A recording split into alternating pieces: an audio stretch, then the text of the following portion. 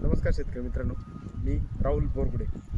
आजच्या IPL biological limited या पेजवर आपलं सहर्ष स्वागत करतो. आजचा आपला विषय असा आहे, कांद्याचा आपला प्रमुख विषय.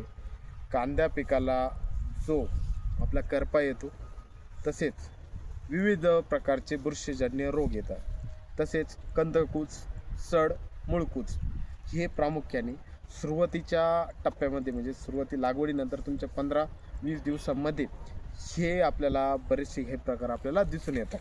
तर यासाठी आपल्याला बायोलॉजिकल पद्धतीने कसा उपचार घेता येईल, तर याच्यात आपल्याला बायोलॉजिकल उपचार घेताना आपल्याला दोन्ही पण एक आपल्याला स्प्रेमधून आपल्याला स्प्रे करूनच आपल्याला कंदकुज, मुळकुज आणि तसेच करप्याचे बुरशीजन्य रोगांचे आपण कंट्रोल हे करू शकतो.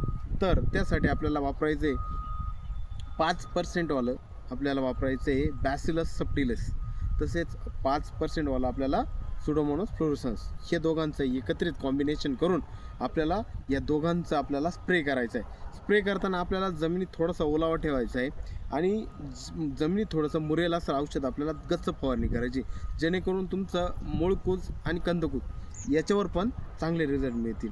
तर आपल्याला त्यासाठी आपल्याला IPL बायोलॉजिकल लिमिटेड या कंपनीचे आपल्याला सप्टिलिन आणि स्पोरिडेक्स हे 2 प्रोडक्ट वापरायचे.